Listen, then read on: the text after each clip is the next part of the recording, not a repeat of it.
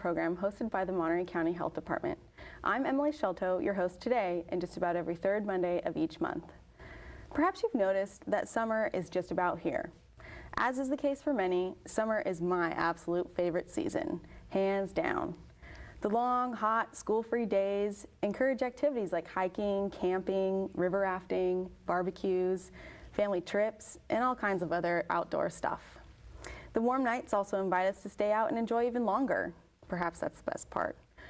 But what summer is also very inviting for is West Nile virus, a vector-borne disease most commonly spread by infected mosquitoes. Anyone living in an area where West Nile virus is present in mosquitoes can get infected.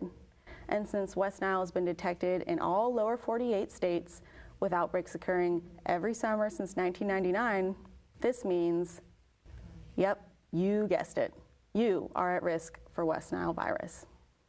In fact, the risk of infection is even higher for those who work outside or participate in outdoor activities during the summer because of greater exposure to mosquitoes. But viewers, fear not, because today you'll get to hear all about West Nile virus from a public health epidemiologist, a local mosquito abatement district manager, and an experienced veterinarian who will all teach you a little bit about how to keep yourselves, your family, and your pets safe from West Nile virus this summer. So without further delay, I'd like to introduce my first guest to the program, a very familiar face, Ms. Kristy Michie, Supervising Public Health Epidemiologist at the Monterey County Health Department. Welcome, Kristy, and thank you for being here today, and thank you also for being one of our most loyal and informative guests. Thank you for having me. It's always a pleasure to come and talk about these important public health issues. Excellent, thank you. So let's just get right to the nitty-gritty. What is West Nile virus and where does it come from? West Nile virus is a flavivirus. Flavi in Latin means yellow, like in yellow fever, which is another flavivirus. In 1937, there was an outbreak of yellow fever in Uganda. A woman presented at a local medical facility there with a high fever and symptoms very similar to yellow fever, but a little bit different. Subsequent testing turned out that she didn't have yellow fever. She had a brand new virus, something similar to St. Louis encephalitis and Japanese encephalitis. They named this new virus West Nile because she came from the West Nile district of Uganda, and that's how West Nile virus got its name. Huh. West Nile virus spread throughout Africa and Europe and Russia through up until the 1970s. Between about 1970s and 1980s, West Nile virus really kind of disappeared, didn't cause a lot of trouble. Then something changed. In about 1996, the virus began to cause more severe illness. In 1999, there was a group of cases in New York City of encephalitis, which is an inflammation of the tissues around the brain. And it turned out, through subsequent testing, that West Nile virus had arrived in North America, and that was the first time West Nile virus had been diagnosed here. West Nile virus quickly spread, and by 2002, it had gone all the way across the United States, from the East Coast to the West Coast, the continental United States at least.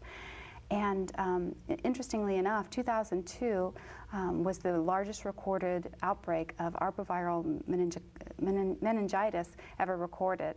And so that brings us really where we are here today, with West Nile virus being present in our environment all the time.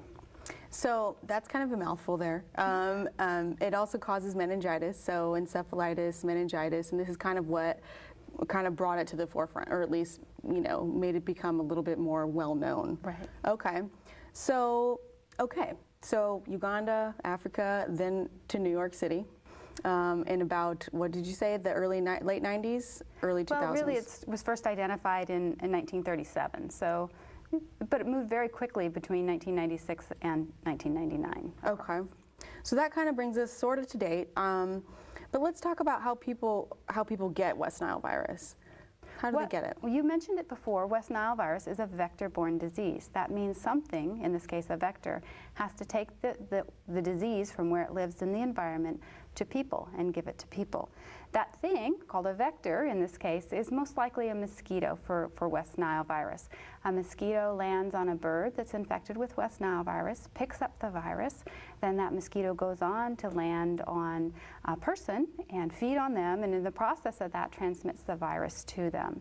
That's the way most people get West Nile virus. A small number of cases each year are also caused by people who receive organs through donation from an infected person.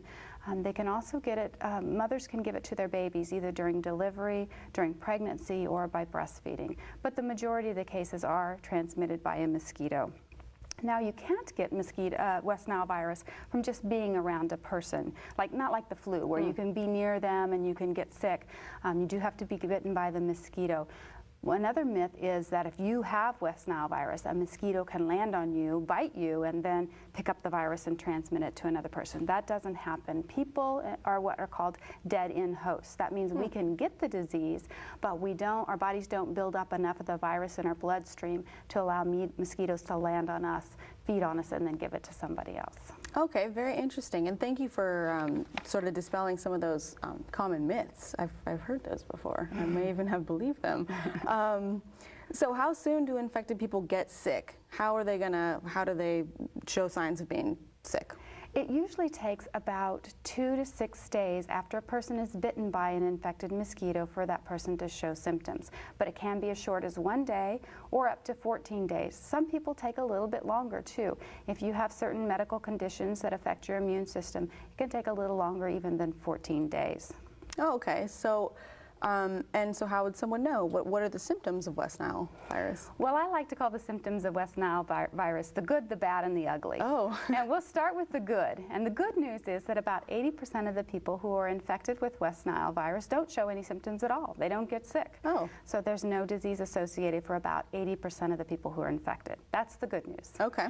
The bad news is for about 20% of the people infected with West Nile virus, they develop what's called West Nile fever. And as it sounds, you get a fever. You also get flu-like symptoms. You're tired, you're weak, vomiting, diarrhea, rash, joint pain, those sort of symptoms. The symptoms from West Nile fever, when you have that, usually you recover completely, but the weakness, the tiredness, and fatigue can hang on for weeks or even a few months. Oh, wow. So that's kind of bad news. Then the really ugly news is the remaining less than 1% of people.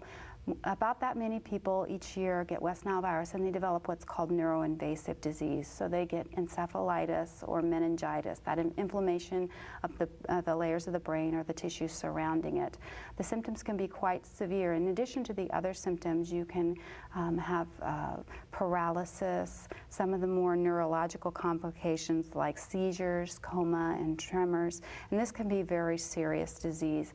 And unfortunately, in about 10% of those people who develop this severe neuroinvasive disease, it does result in death. So it can be a very serious disease, and that's why we're really concerned about it.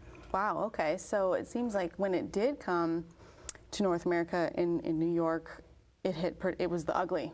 It was. We had the ugly phase, okay. We got to skip, we missed most of the benign phase, and we went right to the ugly. Okay, that definitely brought some attention, I suppose.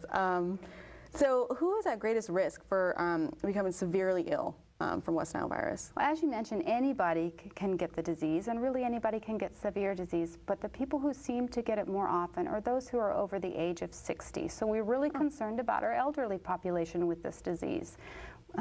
Also, people with certain medical conditions like diabetes, chronic kidney disease, people who have been treated for cancer, people whose immune systems don't function as well as the rest of the healthy population. Those people are also at risk for developing severe disease. Okay. So what should someone do if they think that they have West Nile virus? The most important thing is to talk to your medical provider. He or she knows your medical history. They know what your current medical conditions are.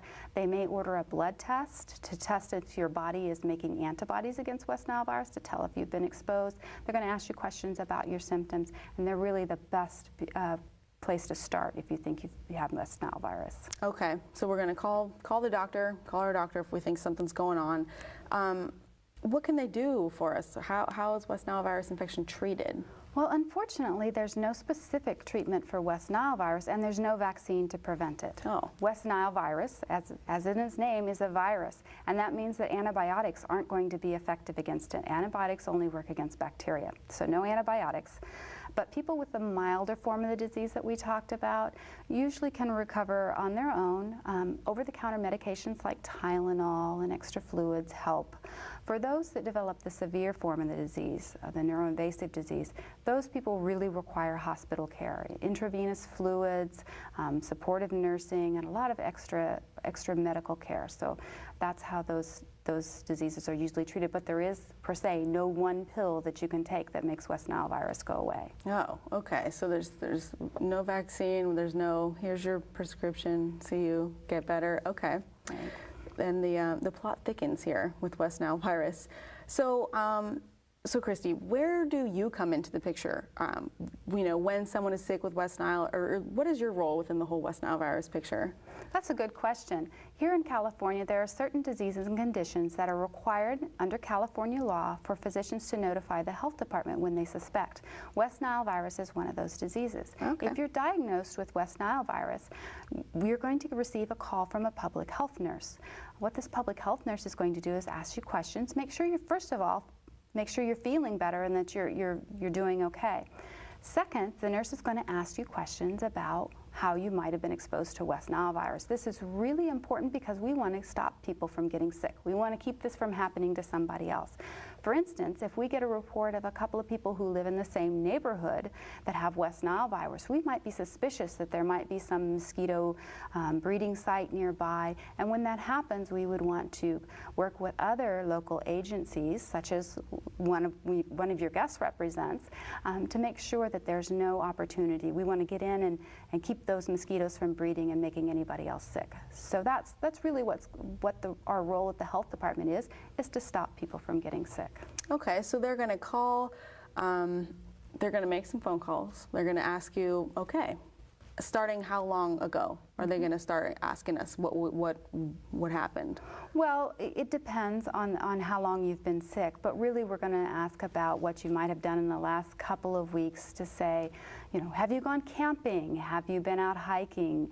Were you out in your garden at dusk when mosquitoes like to bite? So they're going to ask you all kinds of questions. Have you traveled? Some people might go to Yosemite or to the mountains, or some people, like my husband, like to fish a lot and get around those areas where mosquitoes like to live.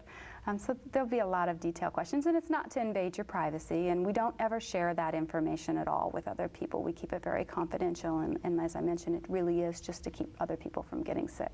Well, great. So, so then how is West Nile virus, how is it detected then in someone? Well, in someone, usually what we do is, I mentioned before, a blood test. There's something called antibodies that your body produces against certain organisms. There are different kinds of antibodies. There's one called IgM. I like to say IgM for immediate, and that's the kind of antibodies that your body produces right away when it's infected with an organism. So we're going to test for those. There's another kind of Ig that we're going to test for. It's called IgG, and your body produces those over a longer period of time, and that's what it does and it helps tell whether your infection's been recent or maybe you were exposed a couple of years ago. So that's how we can tell whether your symptoms are being caused by a recent infection or something else. Your doctor may choose to have some other tests, but that's the main one. It's a blood test to test for those antibodies. Okay, so that test will come back reading, okay, you have West Nile. You'll get that information from the doctor, the health department. The nurses will then start asking some questions and find out, what happened, what's going on here. And then this kind of is fed up to a larger body, correct? And they're able to kind of do surveillance for the whole state.